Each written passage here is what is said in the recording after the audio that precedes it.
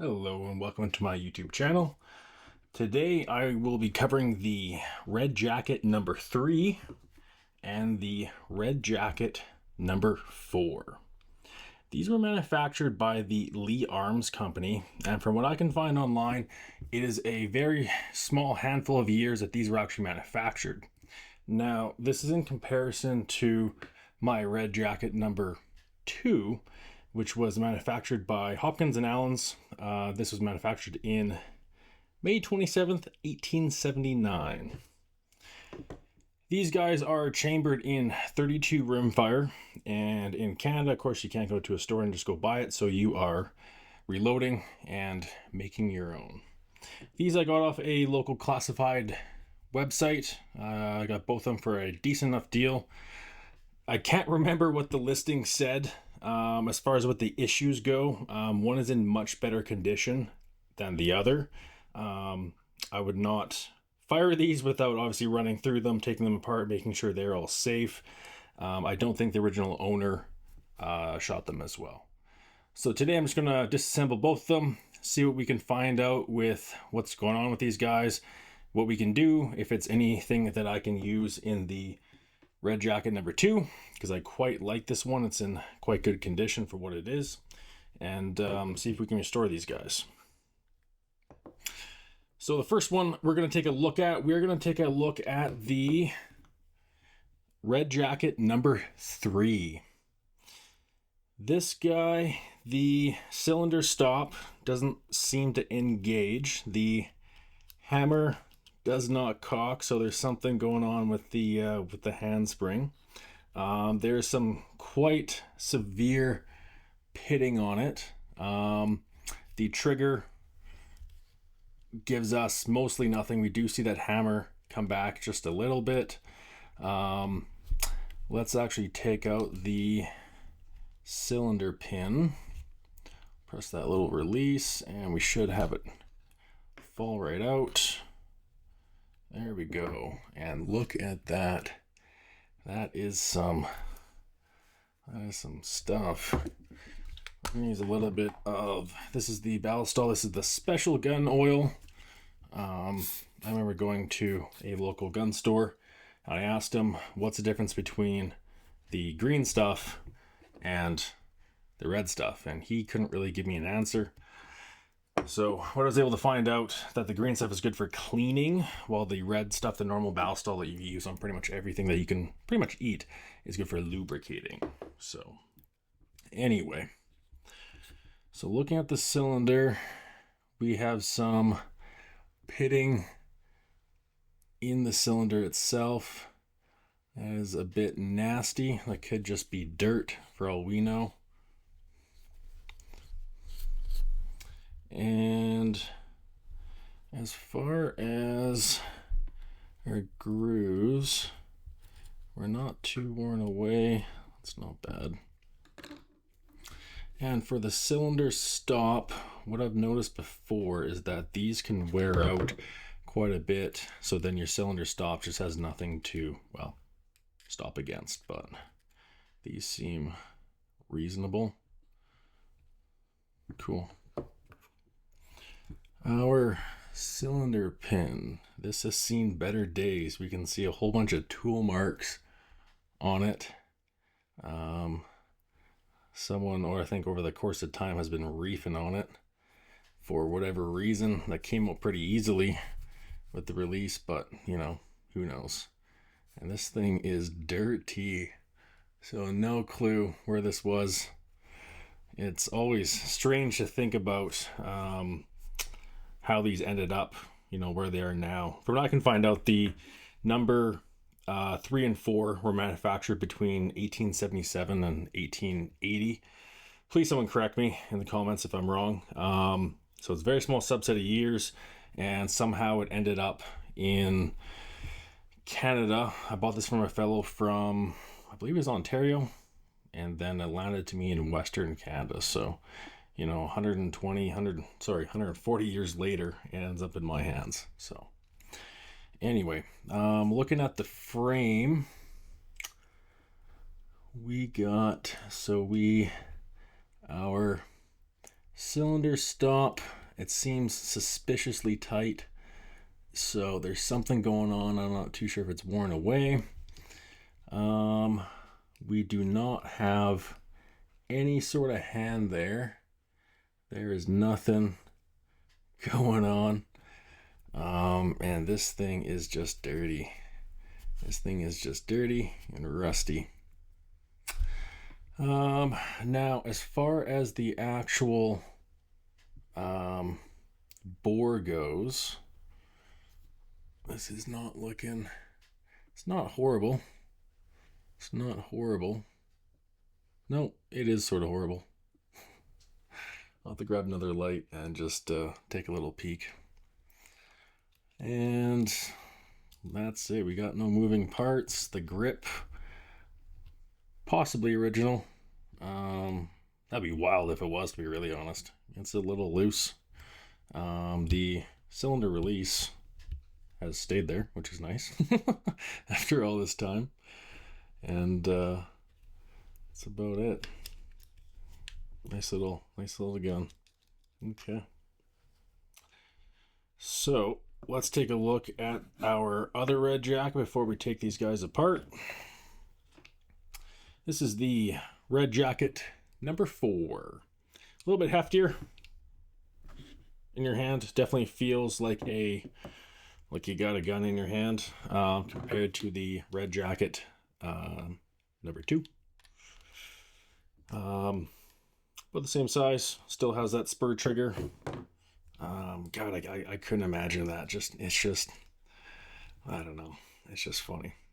This guy's in much better condition. We have no visible pitting on the actual frame to this sort of degree, which is nice. It's not too marked up. We can actually see Lee Arms Co., Wilkes-Barre, PA, and the model number right there. Comparing this to the number 3, we just have the model number right there, and that is it. And we have actually a serial number, a number of some sort. Let's see if we can clean that out. 2371. Interesting. Okay. This guy. So, I briefly looked it over. It actually does rotate the cylinder. It will actually hold cock. We have decent lockup, to be honest. And pulling the trigger, that's pretty good. Now, does it rotate the cylinder? And we get that little bit of play. So it's not, it doesn't seem like it's indexing properly. Not bad. No play in the cylinder. And there we go. And yeah, just a little bit. So take a look at the hand and just see what the condition of that is. But as far as the main functionality, it is holding cock. If we go to, and we get a nice spinning cylinder. That's just fun. That's just some cowboy shit. So, and we'll go to full cock. There we go. Pulling the trigger. And there we go. So it will actually, okay, interesting. Hand grips, there's no way this is original. That's some nice, plastic, but still nice, So let's take the cylinder out.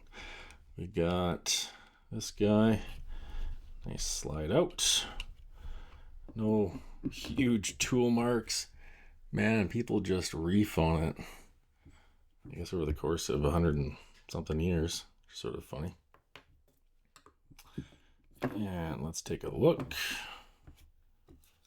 Let's grab a new patch.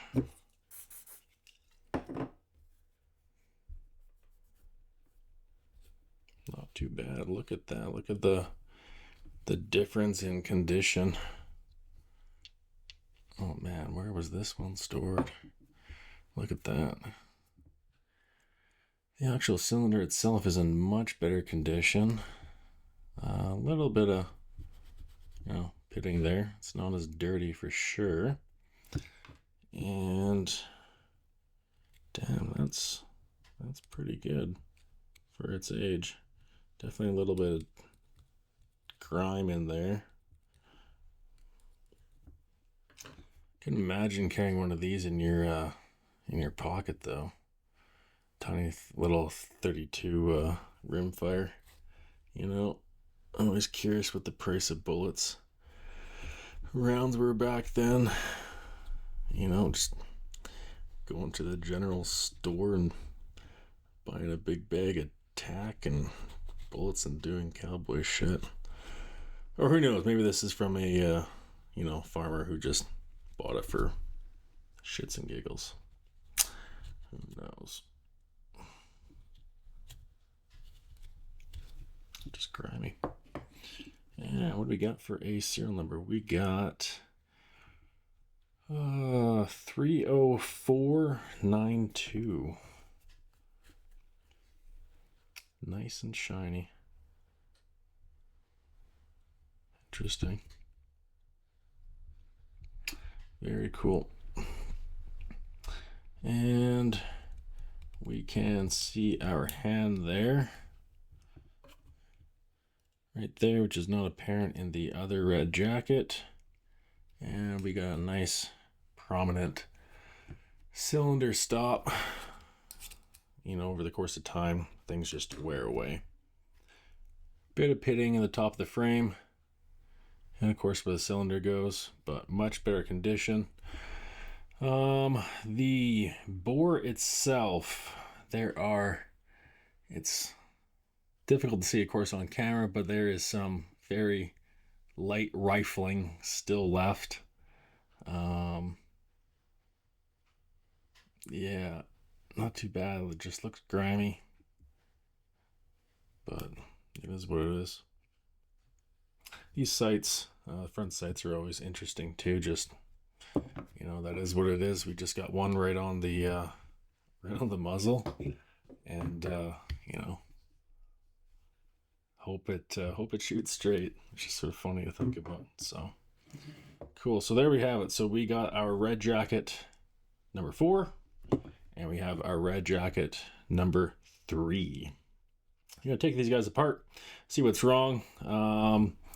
The red jacket number 3 is a little bit more interesting to take apart, just because we have mostly a functional handgun on the number 4, and this one seems like there's much work to be done. So I'm gonna do that first and see how it goes.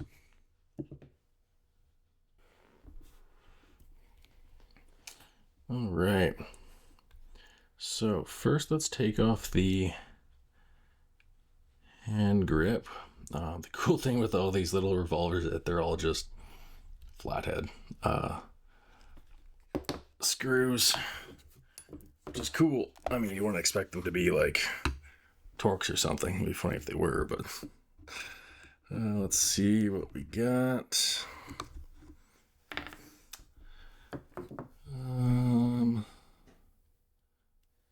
Oh, that is loose enough I can take it with my fingers. Maybe I'll just do that then. That was suspiciously easy.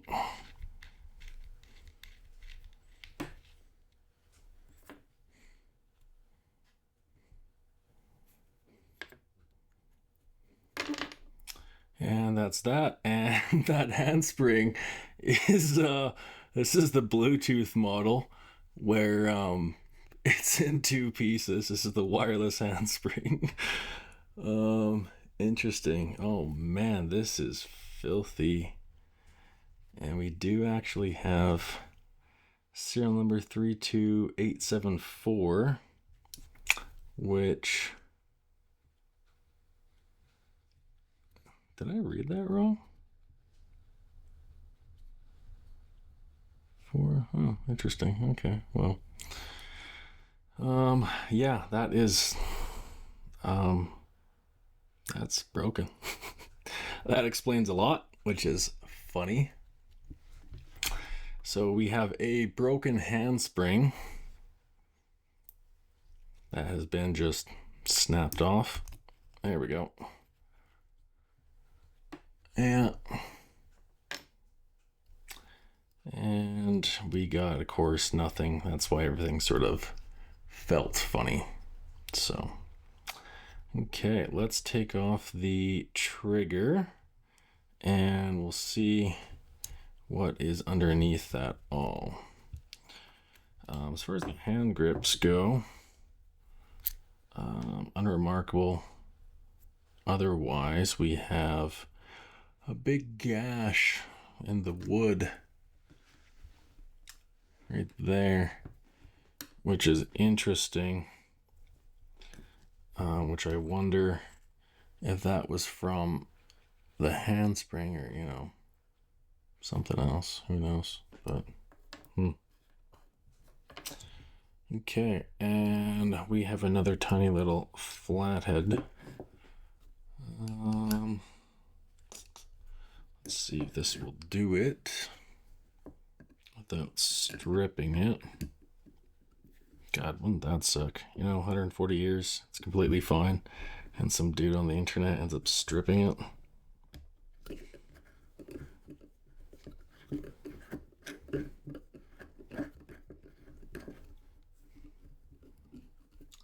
And that came out easily enough.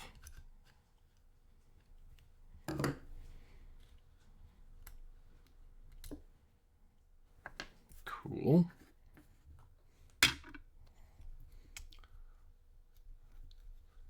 And now let's see if we can just wiggle. Oh yeah, there we go. We get that chunk of the handspring. Perfect. That broke off a long time ago. And we're going to be able to get that out. Is it that worn? So there is our hand.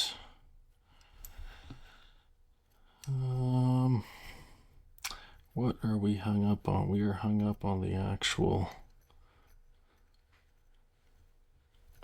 sear. Is that what? Are we hung up on anything? We're just not yarding on it. I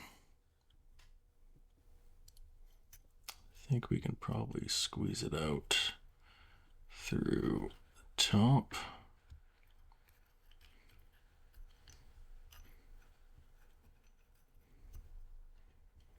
Let's catch in there.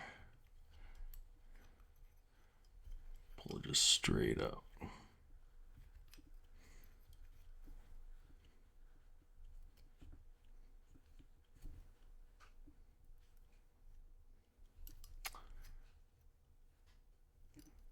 That thing is right in there. Man, that is. Oh, there we go.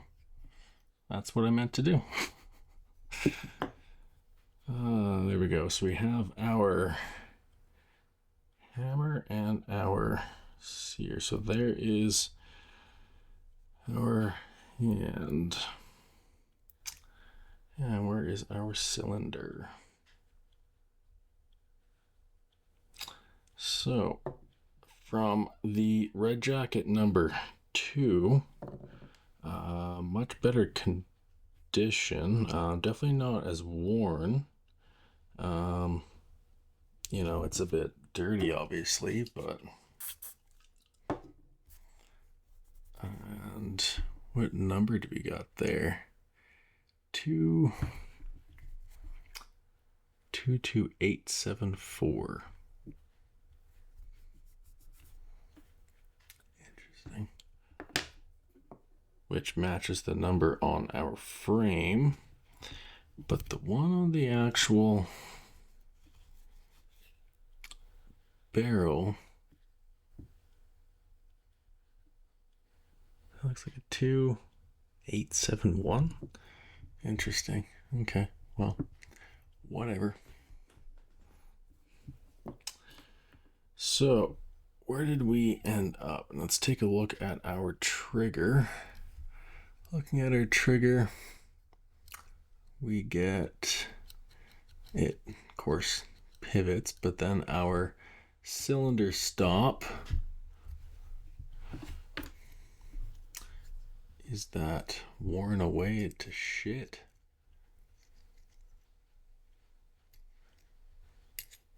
We do get some movement, which is just based on tension.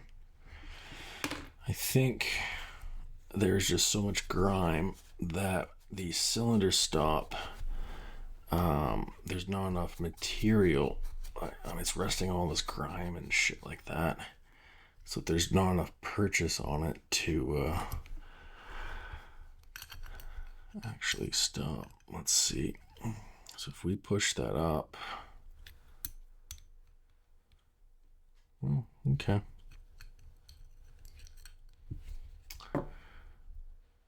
But otherwise, man, look at that. So this might be just a parts handgun. Cleaning it is going to be a bit of a peckerhead. For what, when we have a much nicer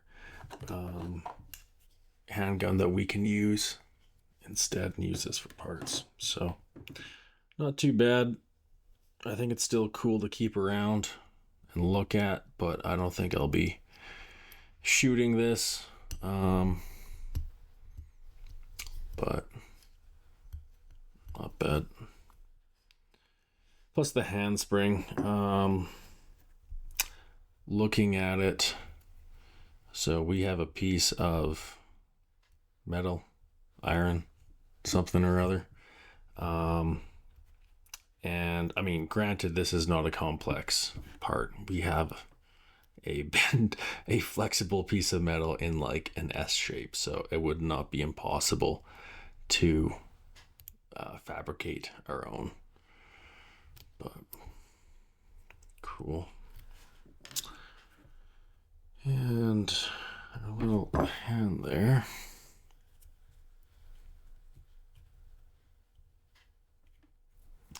And when we fit that right back in with our hammer, we can see it definitely is worn away, and it's not there's not like a definite edge to it. There's a bit of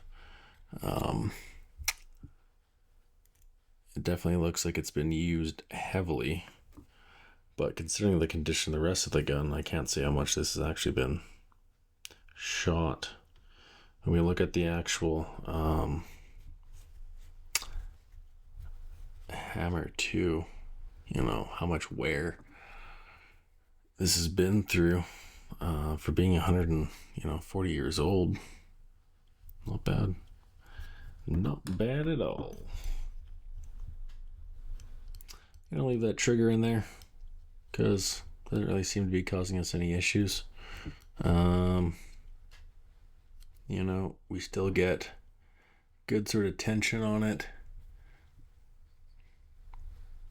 No issues. It's pretty tight in there. We get no vertical movement, which is good. Still at cylinder stop.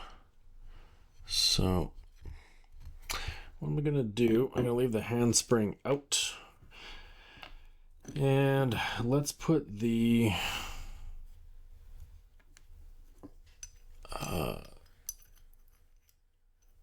hammer back in. There we go. And we want to make sure that our trigger is going to catch on that see here. And I just get stuck. There we go. Okay. Now let's see if we can. So there is our hammer.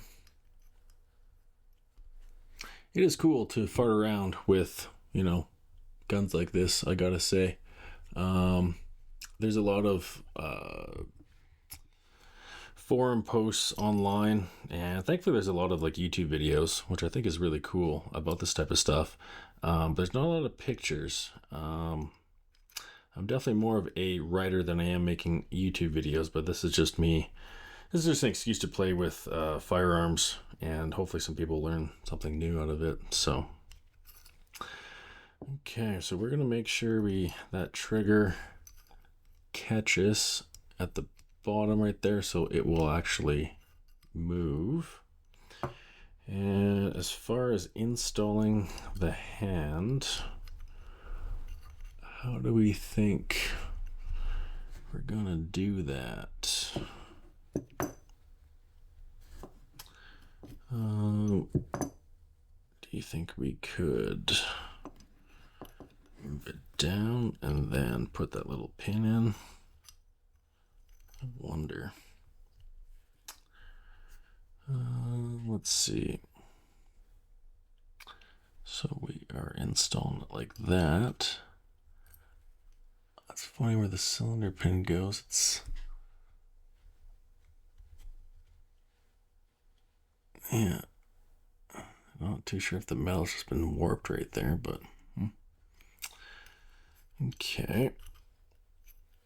Let's see if we can stick the hand through. What's the width of that?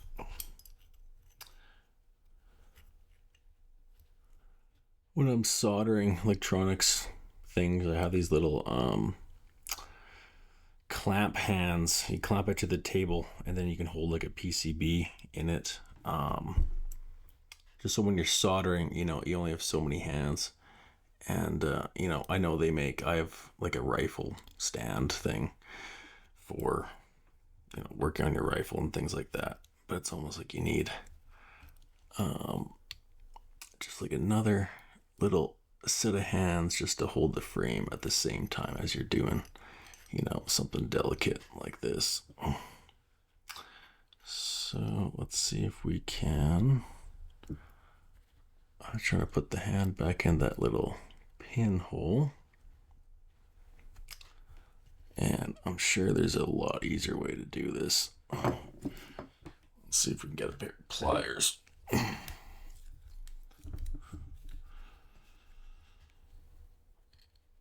There we go. And I know I got a pair of needle nose that might be a little bit better than this Leatherman, but let's see what we can do. Oh, there we go. There we go. And I'm going to take that Leatherman out. We are going to move that. There we go. We got our hand right there. Excellent. And we're going to make sure that our trigger catches right at the bottom.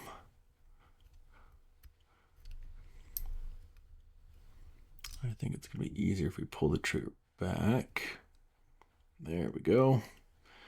And I'm going to make sure that it lines up with that hole. So that was the inside. It's a cool fastener we have there. And we should be able to flip that over. Move that hammer back and just slowly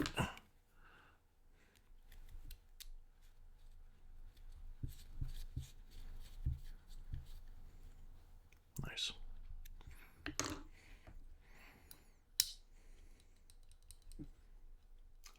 So it is hold and cock, pull the trigger. You know, we got no handspring, but there we go. Okay, I'm gonna leave the grips out. Let's put our cylinder back in. And we're gonna put this guy just like that. Push that little release. You know, I wonder, yeah, that's not super tight. I wonder all the tool marks on here over time, why the hell there was, you know, trying to fix that shit. Anyway, so we are pretty tight. We're gonna pull back the hammer. And of course we don't have a handspring. Let's go half cock. So we should be able to spin it. And we do now. What was it hung up on? Okay, and if we go full cock, I can see the cylinder stop right at the bottom. And pulling the trigger, hear that release, and it will actually advance to the next. So not bad. So this, in the end, this could just be a cylinder spring, but sweet. Cool. Okay. Let's put the grips back on. I'm one of those people where, you know, yes, you can leave your crap out all the time. But sometimes, you know, just put it back together. You can always take it apart. That way you don't lose parts. You're not worrying about stuff, you know, just put it back together. And, you know, it's one less thing to worry about. Plus, you know, if you use your dining room table for your entire workbench and you have people come over like, oh, hold on, let me just move all my gun parts I was, you know, playing with last night. Just put it all back together. Even with electronic stuff, I go through a lot of little projects and microcontroller stuff, and I'm very guilty for just having a toolbox and all your jumper cables and, you know, everything else just out all the time. Cool. So there we go. That is the Red Jacket number 3.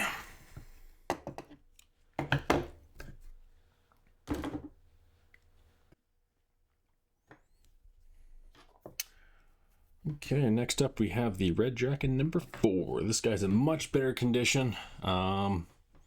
Seems to advance quite well. Cylinder stop.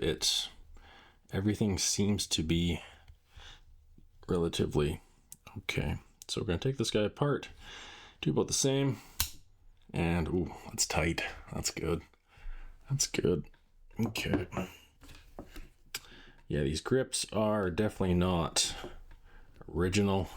Could you imagine though? I do wonder what year these were replaced.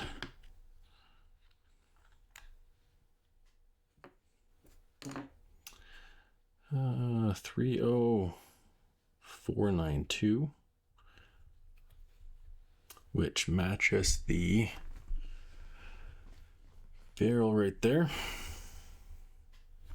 I wonder actually that I'll have to take a look once I clean this guy up, because that serial number on the barrel does not seem to match the frame on the number 3. So anyway, back to the number 4. Handspring looks pretty springy. We've got no obvious cracks. Doesn't look too decrepit. As seen, this is in much better condition than there's a lot less grime in here. It's almost, well, it is like polished. Like you can see your own reflection. Like that's nice. You know, that's one solid hunk of metal. the cylinder pin release, it's not, it is actually staying in one position. So trigger seems okay. We're not moving around too much. We'll take that screw off, and then our cylinder stop seems okay as well. And there is our hammer right there. Okay, let's take a peek. Can probably just use this guy. Yeah, there we go.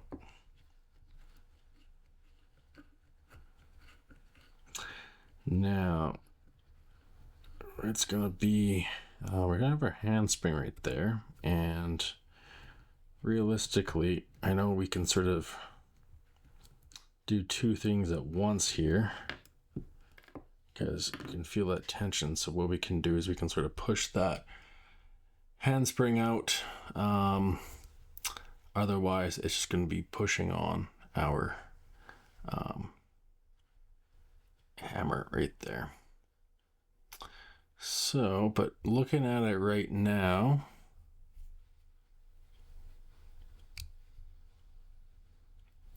mechanically,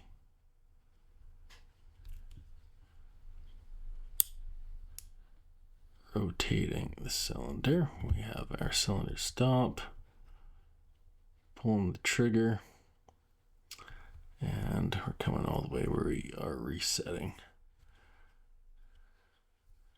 Cool. Okay. The easiest way, we can probably just push forward and bend that out. That's probably going to be the least destructive way. Yeah, let's do that. So, what do I do with my pliers? There we go. What we could probably do is just squeeze that and push, maybe. Oh yeah, there we go. Perfect.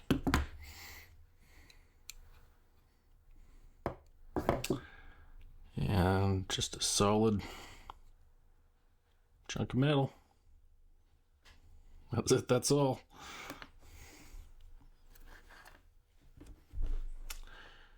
Okay, and that pin should come right out.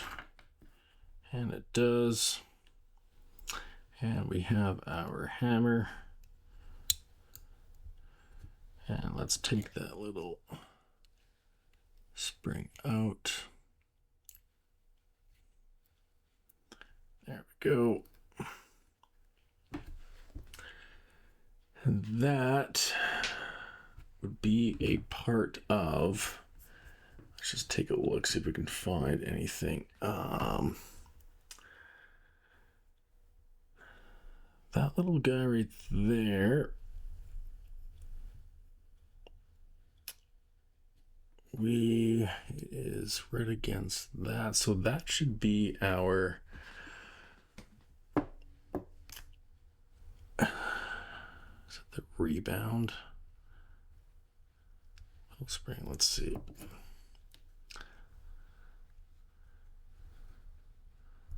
So let's see if we can get that right out. There we go. And this is going to be the same. Let's see.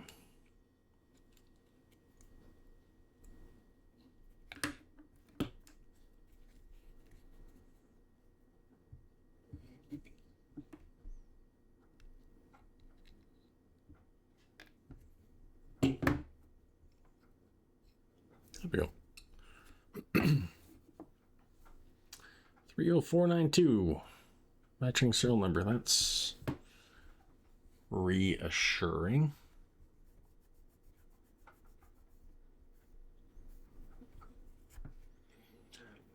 Grab another one. So, not bad condition for what it is, to be honest. Not incredibly worn down. I do always wonder, like the owners of these, what they're using for. We always talk about, cowboy revolvers and shit like that, but someone could have just bought this to deal with mice for all we know.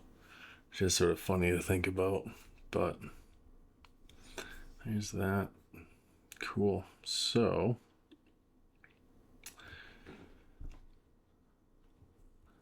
yeah, not as worn away as the number 2, which we didn't get. The trigger wasn't able to actually sit to actually catch on the hammer. So I believe, I think I remember from the number 2 is that it just was so worn away that there's just no purchase on it. You just couldn't get anything, excuse me.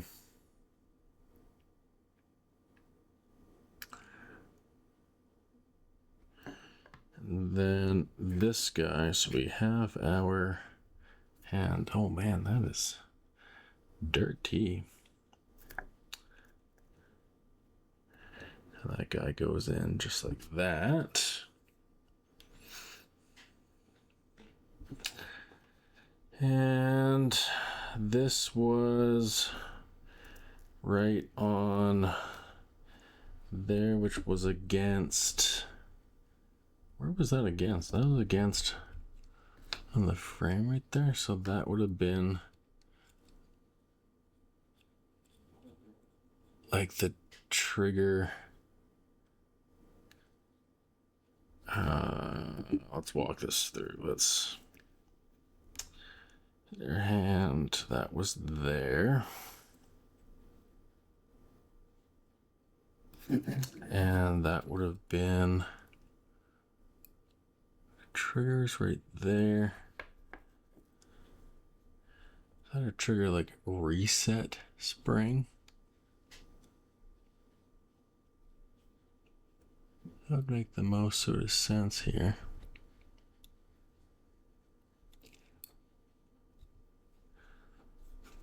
And so if we were to logically, that were to come back, that would compress. No.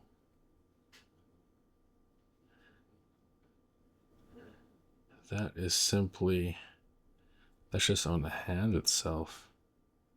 That's just to push the hand forward. Yeah. No.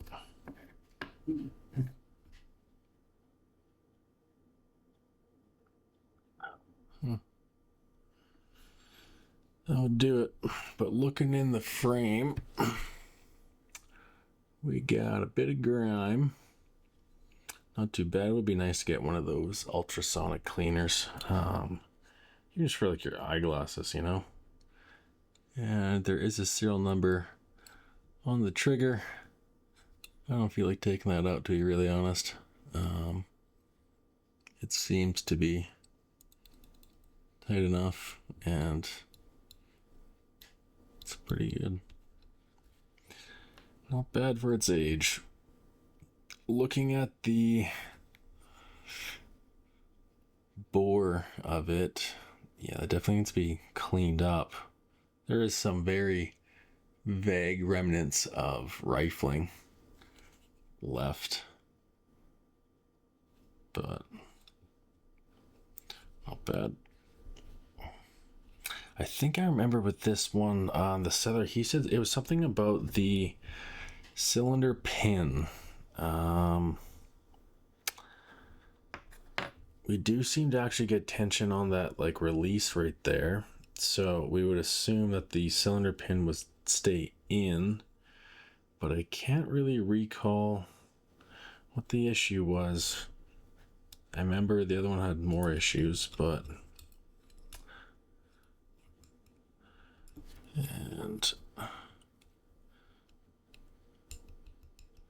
it does actually hold. What was the issue?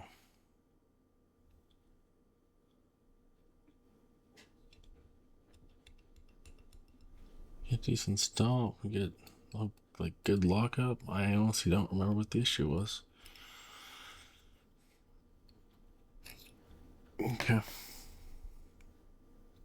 Cool. Okay. Let's put this guy back together. So we got our hammer. And let's get that piece of fuzz out of there. That's what you get for using little cotton pads.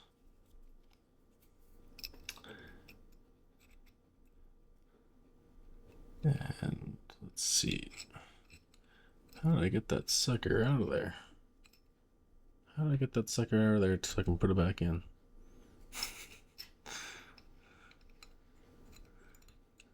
There we go. Okay. And put this guy back.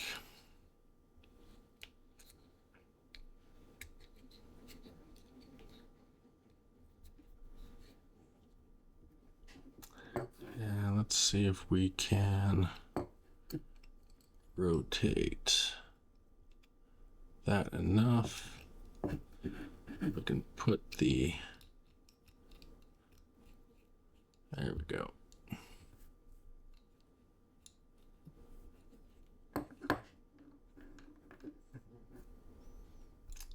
Pull that trigger. 32 rimfire is a funny little cartridge. All these other rimfire cartridges, 41, 38. Well, I think I have 38 special. What am I thinking of? Maybe it is 38. You just can't get anymore. I'd be curious when the last time you actually could go buy them. You know. There we go. Is that gonna fit in enough, or is that gonna fall out, and is that gonna be embarrassing to put back together? Let's see. There's gotta be an easier way. That little hand seems to be the perfect length to fit in this hole to be put back together. But I wonder if there is a way you're supposed to put this back. Because it is just like a millimeter too long. I wonder if we do it the other way. We should have done it the other way. We should have put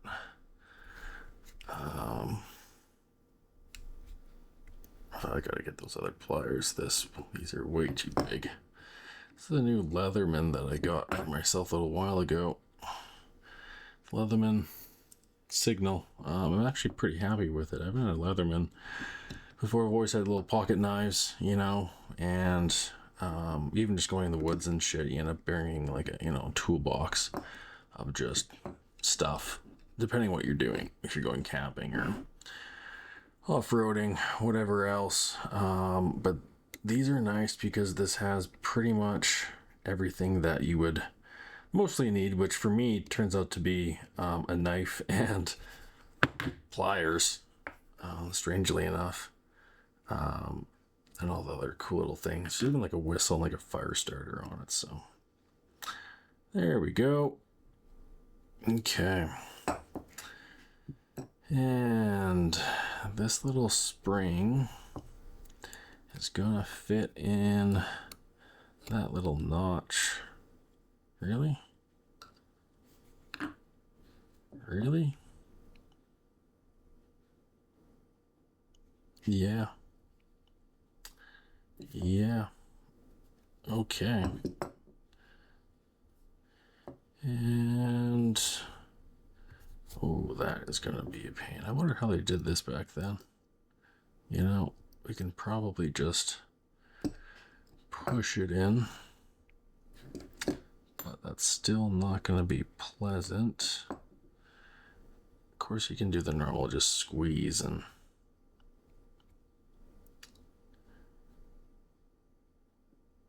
push it back in, but yeah, I should totally get a pair of pliers to do this for me. And these are not the best ones. So if we can push that hand back in, and maybe I can just push that in. Oh, that's actually better than I thought. Right there. Oh, okay. That was easier than I thought. Sweet. So, a little groove right there.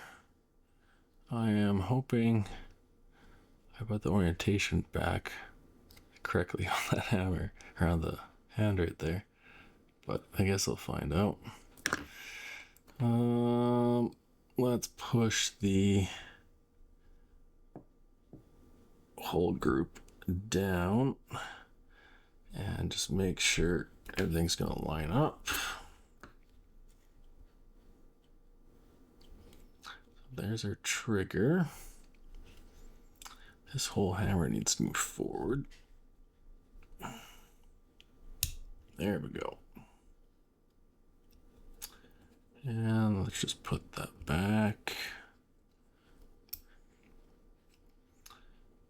So it should reset. And when we pull the trigger, the hammer should want to go forward, which is good.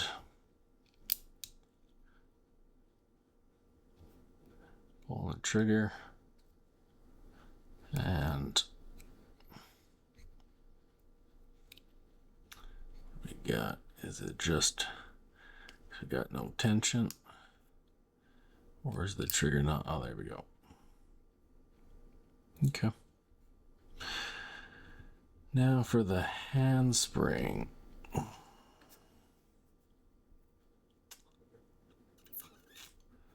That sucker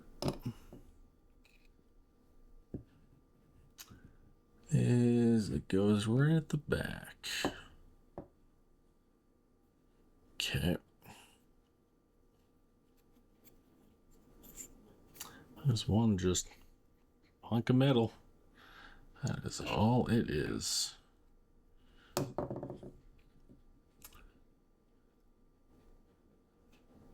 let me get another flashlight because this is not doing it. This is not doing it. Okay. And the flashlight that I found is dead. And the other one I have is a huge high-powered one, which I don't really want to use because it's going to blind me. Okay. Now, where this guy actually sits, I should have looked at. If I can just feel it. Oh yeah, it's like right there. And that's gonna reset there. Okay.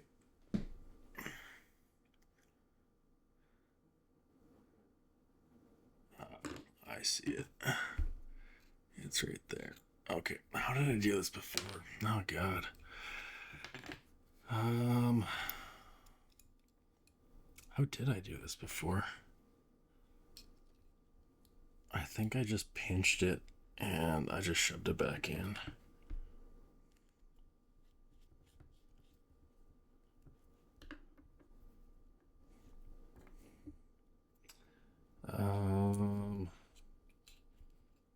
Yeah, I think I just pinched it when I was working on the other one. Because, yeah, that's all there is to it. And as long as it sits in that little groove, which theoretically it should, can I just push it?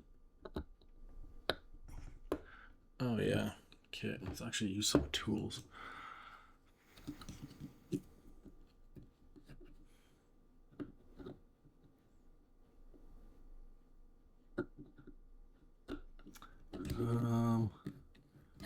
Where's that groove? That groove is sort of near the bottom. And if we go like that,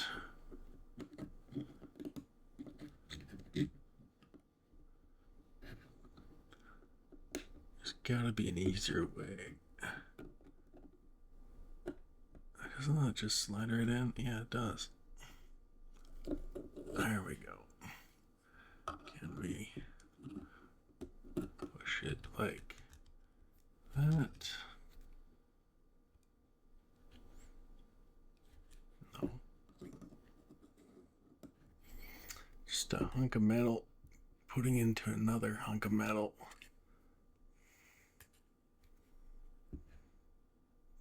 Just the angle of it. Oh my god. Maybe I should have done it the other way around. No, I could have done it the other way around. You know, you take something apart and you're like, oh yeah, putting it back together, that's like super easy. And like, realistically, you know, you should just put it back together the way that you took it apart, which always sounds easier.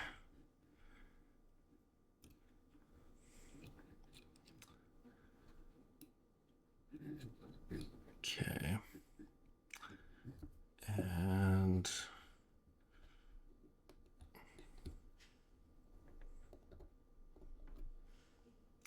push that back in.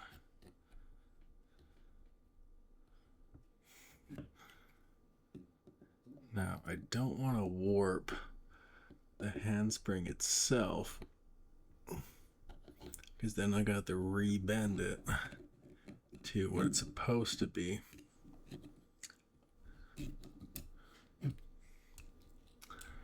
So I think that the easiest way is, it's funny, this is the hardest part about, where's the groove? The groove is right there. Oh, no, I don't want the hammer back. That's going to make it even harder.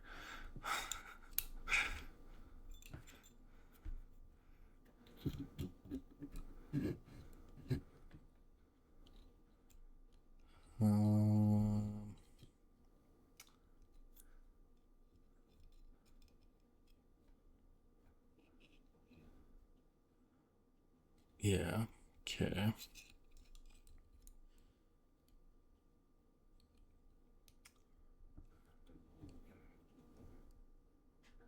No, I don't think there's a special trick to it, Easton. You just have to push it back. As long as it lines up in that groove. Oh, there we go. Yeah, that's all it is. Duh. Okay, so while we got it apart, make sure I didn't goof up.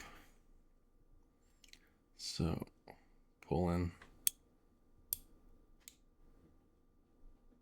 hammer. We pull the trigger. Comes all the way forward. Let's put that cylinder in. It just slides right in there. And cylinder pin. Which way does that release go? There we go. Was that the issue? There's some play back and forth? I don't remember. Okay, that's pretty good. Half. We got a nice, that's a cool sound.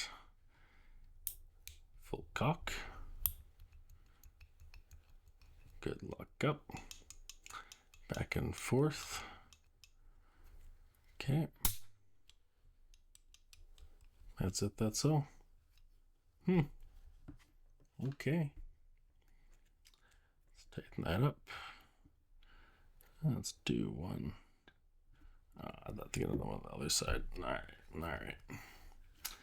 That one is a tiny little one for the trigger. Is that loose? That was. That was loose. Okay. And we got the grips. No markings. A little bit of wear on them. But no brand. Just they are what they are. Which is interesting. You know, you buy any gun thing nowadays and there's like the brand on it and logos and stuff, which actually isn't too bad. Like there's not like huge logos on like guns. If you buy like a handguard or something, you know, you don't really see it as opposed to like other commercial products like, I don't know, cell phones, wristwatches. It's always interesting, even when you think about even vehicles, you know, how car manufacturers will brand their vehicles so then you can see the logo on the grill when you're driving around, which, I mean, that's branding, it's marketing, but I'm rambling a bit, whatever, but cool.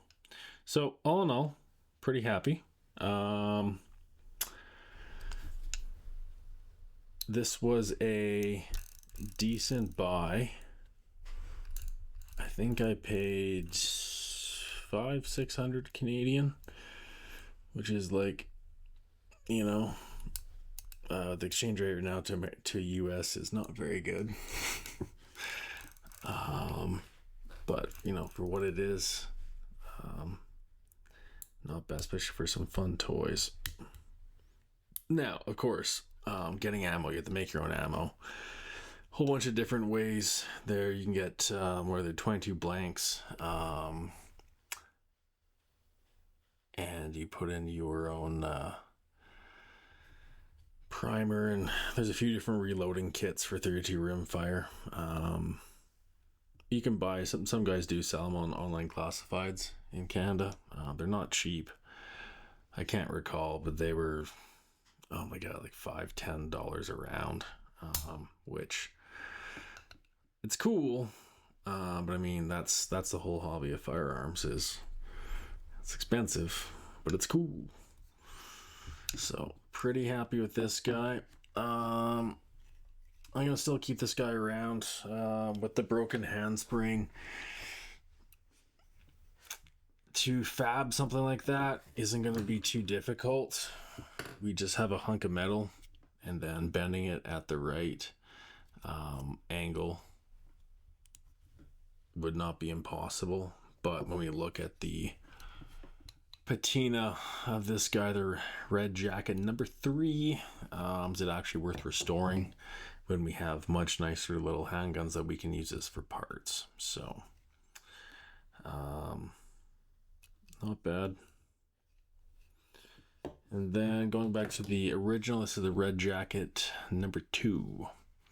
And this one, it's been so long. Similar stuff was good. It was the sear, wasn't it? Because the handspring was fine. Yeah. Yeah, that's what it was. But this one definitely feels hella hefty, and there's cool little engraving. This is the number 2.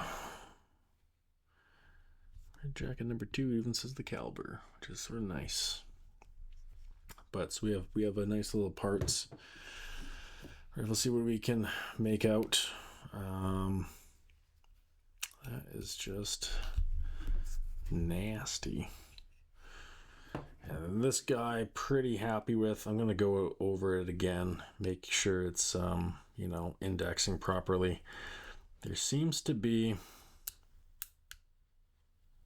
so it's holding cock, which is good. Pulling the trigger, and let's try that again. And it's going to advance to the next. It's great, but it's not lining up perfectly. So cylinder stops, and we get a bit of play. So the cylinder stop is engaging, but is the hand, yeah. So could just be a little wear and tear. Take a look at, but otherwise not bad. It's hefty. And just lastly is a size comparison. So we got the number 2 right here. We got the number 4, which we're going to put right down here. And we got the number 3. Tiny little trifecta. Cool to see, you know, reunited with your handgun brothers after 140 years. I wonder if there's a number 1. I don't think I've seen a number 1 online, or even if there's a number 5. I don't know if they just skipped number 1. If number 1 was just a write-off and number 5 was just, we're gonna make something different now. No one's buying these. But so there it is. Thanks for watching. Next video, hopefully I should be able to get some parts into the number 2. Fix this guy right up. And I'll be working on the number 4, just making sure that, you know, it indexes correctly and everything is sound. Because when we compare it to the number 2, granted, we're gonna have the hammer fall, yeah. But advancing to the next and engaging the cylinder stop, you know, that's pretty good. And we get no hesitation. Actually, well, you know, I say that. Oh, it's because I'm rotating one way. But yeah, there we go. Cool. Thanks for watching, and be on the lookout for follow-up videos. Thanks.